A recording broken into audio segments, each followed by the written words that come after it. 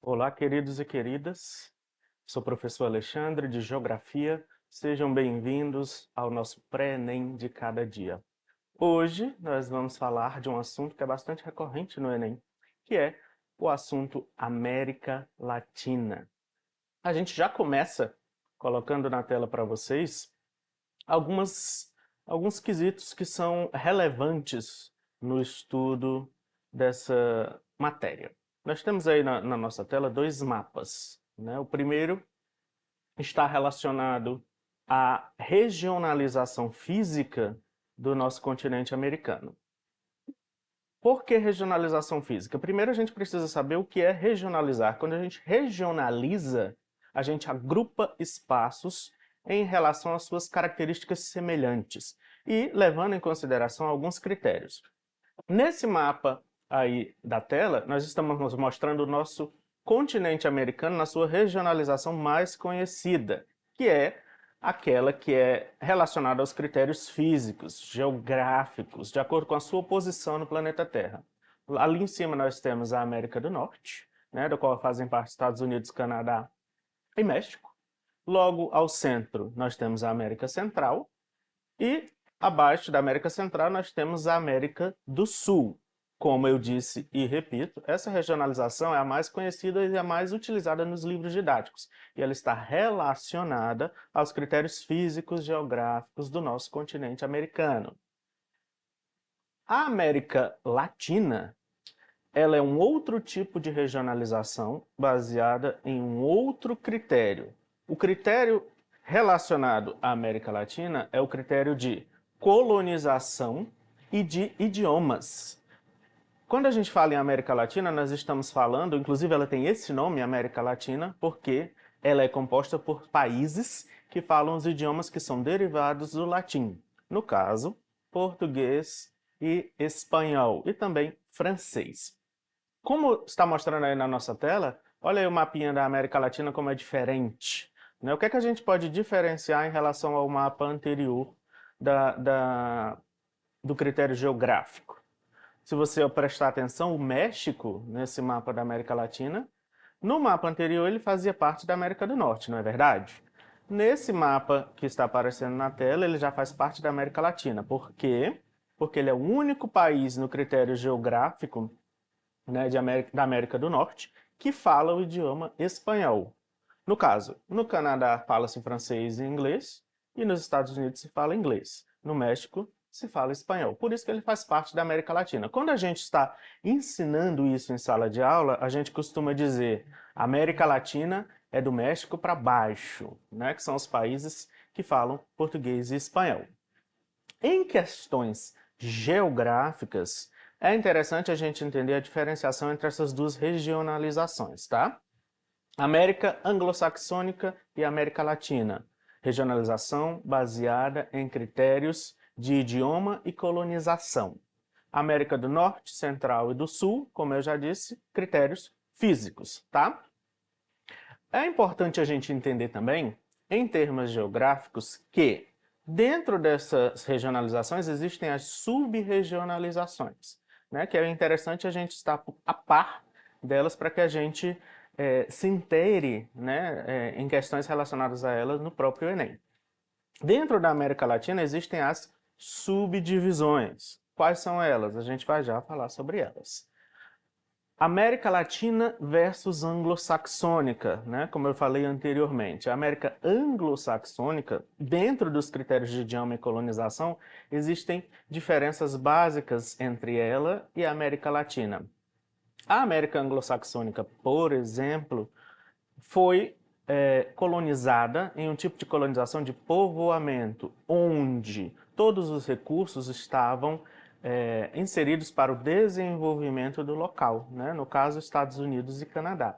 Anglo-saxônicos significa que são colonizados por ingleses e irlandeses, né? Os povos anglo-saxões ali da Europa, tá? No caso da nossa América Latina, colonizada por portugueses e espanhóis. Olha aí a imagem, as imagens que estão aparecendo na nossa tela, que representam basicamente as diferenças entre esses dois tipos de colonização. De um lado você vê um vilarejo, né? Um vilarejo um tanto bucólico, ali onde as pessoas estão trabalhando nas suas manufaturas, desenvolvendo o próprio local. Do outro lado você vê ali as questões escravagistas, né? Da colonização de exploração sofrida pela nossa América Latina. Significa que na América Anglo-Saxônica não teve escravidão? Não. Por exemplo, nos Estados Unidos, houve uma diferença entre o norte dos Estados Unidos e o sul dos Estados Unidos, né? O norte, que era mais industrial, possuía questões mais abolicionistas. O sul, que era mais agricultável, digamos assim, tinha o cultivo de algodão e outros cultivos, era mais escravagistas, tá? Mas, no geral, essa seria a diferença principal, certo? Vamos à frente. Uma questão que é bastante relevante também em relação à América Latina e à colonização de exploração, tem a ver com as questões das ditaduras, né? O tipo característico de regime ditatorial das últimas décadas, mais precisamente no século XX. Os governos militares, baseados na doutrina de segurança nacional, que se concentraram basicamente no Cone Sul do continente.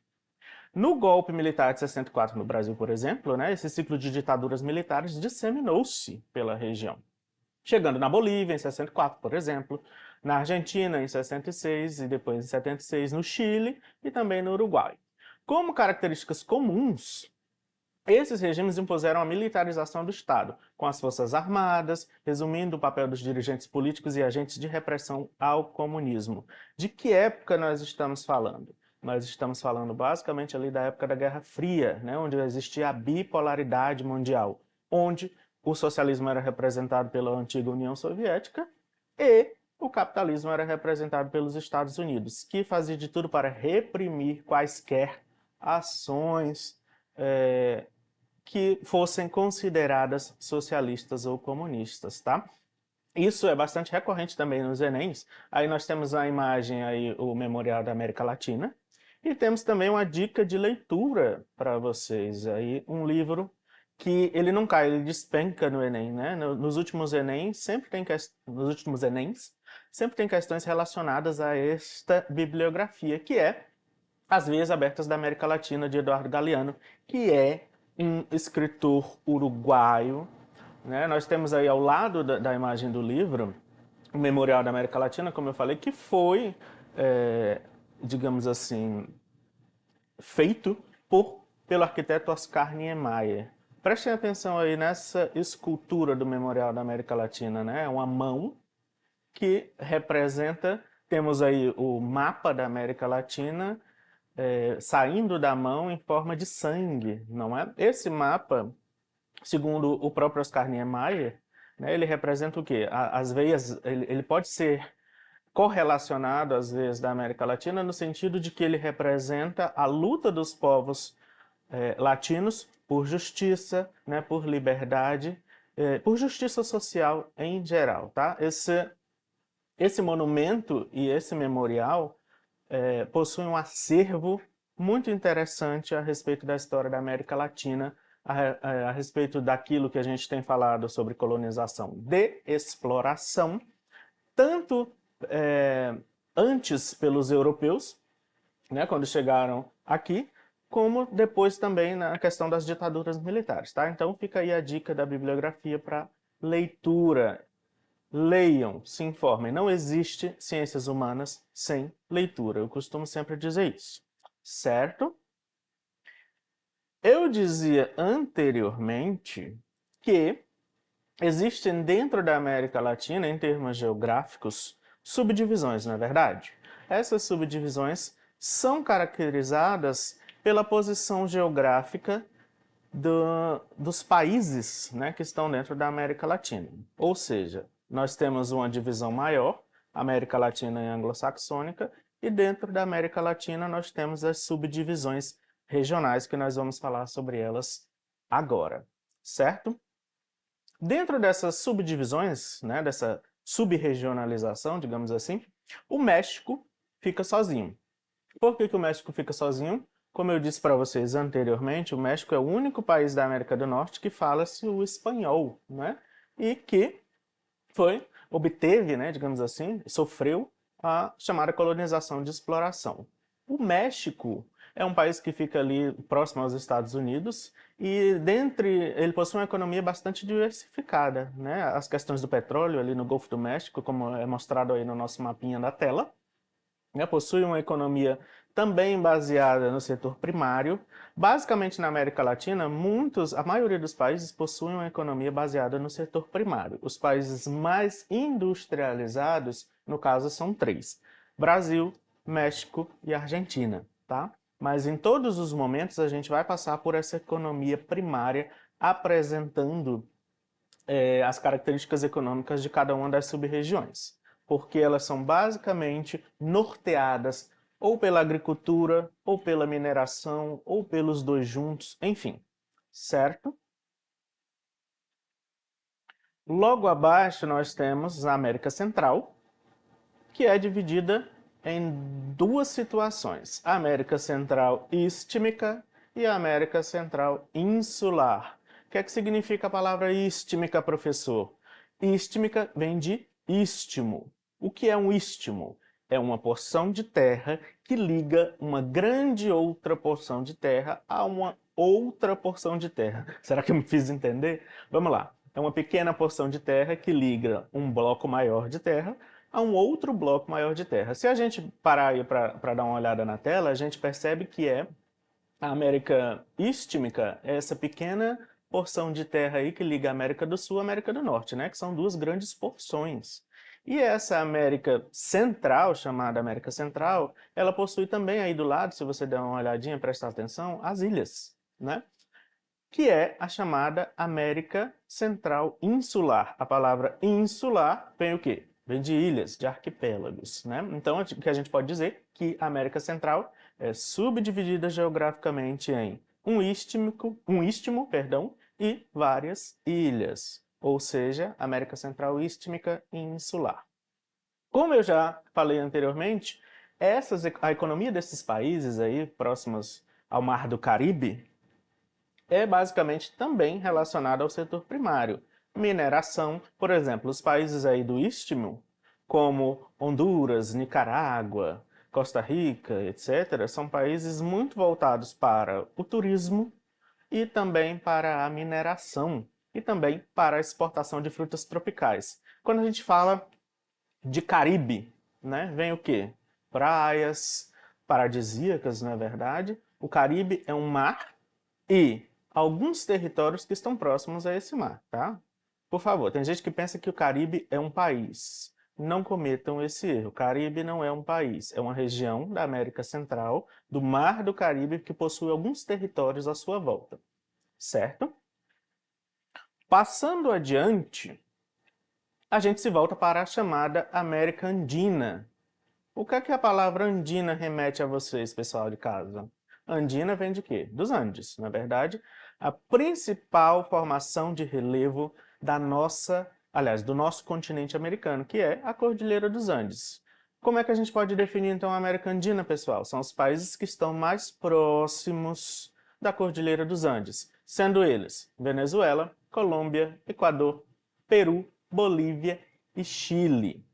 Esses países possuem também economia primária. O Peru, por exemplo, é um grande líder na questão de pesca, né? Temos aí a Colômbia também na questão da mineração. Venezuela, que é uma grande produtora de petróleo, que está inserida na OPEP também, que é a Organização dos Países Produtores de Petróleo, apesar da crise, né, que tem vivido.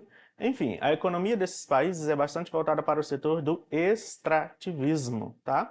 E eles possuem esse nome, como eu já disse e repito, porque estão próximos à principal cadeia montanhosa da nossa América, chamada Cordilheira dos Andes, certo? Passando adiante, nós temos a chamada América Platina. América Platina formada por 3 países, sendo eles Paraguai, Uruguai e Argentina. Por que que esses países são chamados de América Latina? Porque eles estão ali nas proximidades, eles são banhados, na verdade, pela bacia hidrográfica Platina, mais conhecida como Bacia do Rio Prata. A Bacia do Rio Prata, ela basicamente é formada por 3 rios principais, que são o Rio Uruguai, o Rio Paraguai e o Rio Paraná, tá? Olha ali como nós temos ali na foto ao lado do mapa, os principais rios da Bacia do Prata, que são esses que eu acabei de citar. Então, quando a gente fala em Bacia Platina, inclusive também a gente coloca ali uma parte do sul do Brasil, né, que também está junto com esses 3 países que eu acabei de citar, aí próximos, banhados pela Bacia do Rio Prata, certo? Passando adiante, é importante que a gente fale na configuração de 3 países que têm características diferenciadas. São eles as Guianas. Elas estão também separadas na regionalização presente. A Guiana, que é a antiga Guiana inglesa, colonizada por britânicos. O Suriname, que é a antiga Guiana holandesa, colonizada também por britânicos, mas os britânicos lá no século XVII cederam politicamente para os holandeses, por isso que ela se chamava Guiana Holandesa, antes de sua independência. E a Guiana Francesa, que é o único país da nossa Latinoamérica, digamos assim, que tem o euro como moeda e que também faz parte, que é um território ultramarino, digamos assim, da França, né? Guiana Francesa, França. Esses países ficam juntos, né, por causa dessas características diferenciadas em relação aos outros países da nossa Latinoamérica, certo? Passamos adiante para o nosso Brasil, que também torna-se solo nessa configuração de regionalização por ser o maior dos países da América Latina em questões territoriais, né? Aí os seus quase 9 milhões de quilômetros quadrados, faz fronteira com quase todos os países da América do Sul, menos com o Chile e o Equador, possui uma economia bastante diversificada também e é o único dos países que fala-se o idioma português, certo? Bora exercitar o cérebro, minha gente? Sempre que a gente, fazendo aqui uma analogia com a academia, né, eu sempre digo isso nas minhas aulas, sempre que a gente vai na academia, a gente exercita os músculos, a gente diz que vai ficar monstrão, né? Para o Enem, né, para os vestibulares aí da vida, é interessante que a gente fique monstrão também exercitando o cérebro, né? Então esse é o momento que a gente fica monstrão com o cérebro monstrão, né, exercitando aí a nossa massa cinzenta. Livro, a prova Enem, Sistema Farias Brito, a prova Enem 2, tá? Página 83, questão 5. Temos aí a charge, olha aí a mão que eu citei agora há pouco para vocês ali, o monumento feito pelo Oscar Niemeyer. Nessa charge, né, o destaque da charge refere-se à obra do arquiteto Oscar Niemeyer do Memorial da América Latina. A presença dessa região no mundo pode ser entendida pelas. Aí, o que é que ele quer dizer com isso? Ele está aí evocando, dentre as opções que nós temos aí nas questões, características que são relevantes em relação à nossa América Latina, tá? E relacionadas também a essa charge. Letra A, possibilidade da superação das discrepâncias sociais que caracterizam totalmente seus países. Essa imagem representa isso? Não, né, gente? A gente sabe que os países da América Latina, eles possuem diferenças econômicas, sociais e etc., mas o texto e a charge não falam sobre isso. Perspectivas econômicas atuais da maioria de seus países em evidência do cenário econômico mundial? Também não. A charge também não representa isso. Letra C. Evidências da superação tecnológica alcançada pela maioria de seus países em relação ao resto do mundo? A gente sabe que também não. Eu acabei de citar aqui os 3 maiores países mais industrializados, são Brasil, México e Argentina, né? Os demais vivem de economia primária, basicamente. D. Organizações financeiras instaladas na maioria dos países que os destacam no cenário capitalista mundial. Até temos essa configuração na América Latina, mas ela não está relacionada à imagem da questão. Tá? E é justamente isso que a questão evoca. Temos, então, aquilo que sobra a letra E, né? As expectativas políticas de tendência socialista que emergem no cenário interno de alguns de seus principais países. Vocês lembram que eu falei para vocês em relação à bipolaridade?